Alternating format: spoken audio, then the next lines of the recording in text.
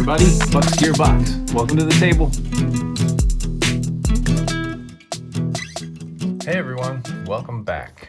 Hey, today I want to talk about the Microtech Ultratech Signature Series Jedi Knight. I made a video recently about the Ultratech itself, the Microtech out the front knife, and how it looks, how it's designed, what it's for, how often I don't use it or reach for it. I almost always have one of these on me, but I find myself not using them that much, except for this guy right here, the Bounty Hunter, and we'll talk about more about that in a minute. So if you're interested in knowing more about these two knives in general, the Ultratech from the company Microtech, USA company, great stuff that they make, check out my video on that. I'll link to it for sure so that you can go there and check out kind of the size and scope and all the specs and things.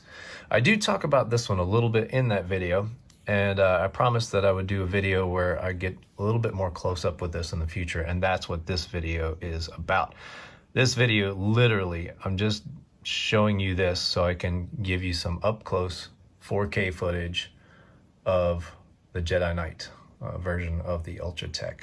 I do like this a lot. Its design is like, it's so cool. Of course, I'm a Star Wars geek, so if you're not, then you probably won't care about this at all, other than maybe just the cool design factor.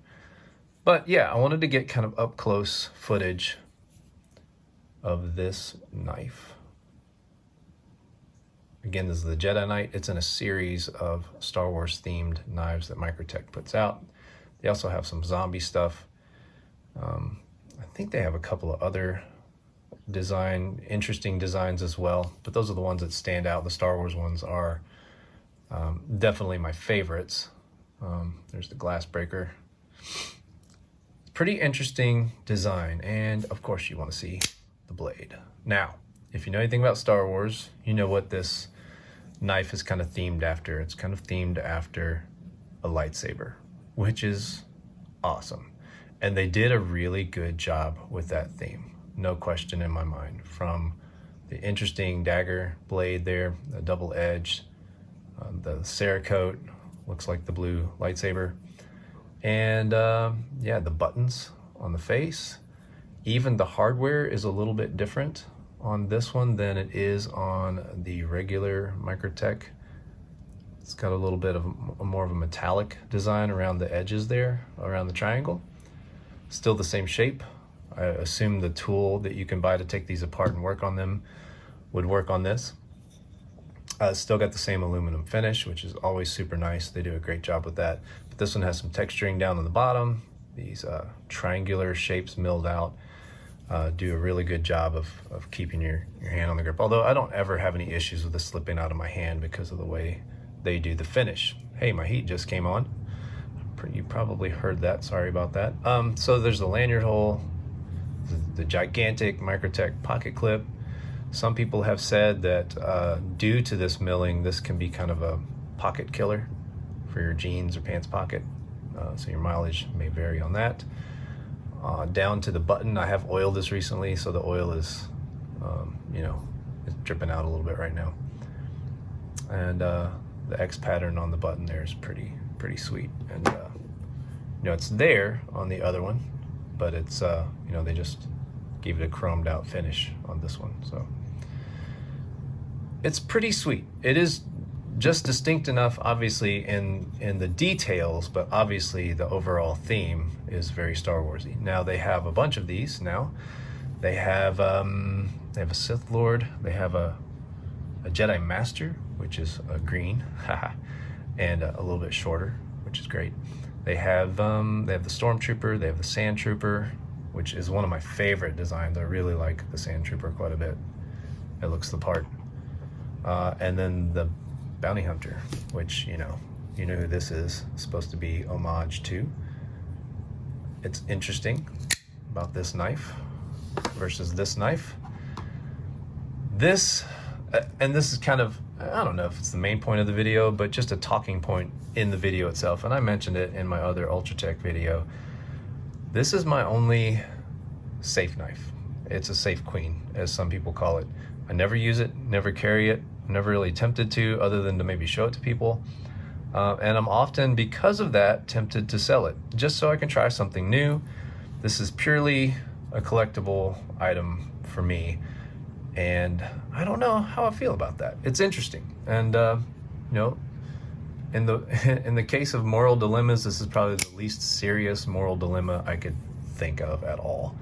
But you know, knives can get expensive, and if I could use the funds from this to purchase something I haven't tried before, maybe even something that's kind of hard to get, hard to find, then I might get rid of it at some point. Although I keep saying that and I never do. But I always said I need to make a close-up video of this knife, and then after that, maybe I can get rid of it, sell it. I have cut with it just a time or two. I noticed, I don't know if you're interested in this information or not, but the downward cutting edge, which you would normally use on a regular blade that didn't have a double edge at the top, is sharper than the top edge is. The top edge didn't cut that well, and I haven't messed with it from the factory. Obviously, it's not even broken in yet. Even though I oiled it, I've been flipping it all day, and my thumb is like on fire. Yeah, so not really a dilemma, just an interesting thing that I don't have with any of my other knives. I'm not afraid to use my Chris Reeve knives, my Hinderers, my other like high-end or even collectible knives. I'm not afraid to use them. This one, and it's not that I'm afraid, I just don't feel like, well, for one thing, I already have this, right? And if I'm gonna beat one up, it's gonna be this one. And I take care of my stuff pretty well. That one is very broken in now. And I use this one all the time because its finish, I think I mentioned this in the other video too, is, I think they call this the apocalyptic finish. And then they take some time not only to finish it, stonewash it like that, but they, from what I understand, they have somebody at the factory hand carve these scratches in, I guess hand scratch these scratches in before it leaves. And you know, because of that, it looks cool, it looks awesome. And also, I'm not afraid to use this because it's already broken in. It's like buying a pair of jeans that already has holes in them, right? So yeah, not really a huge conundrum at all.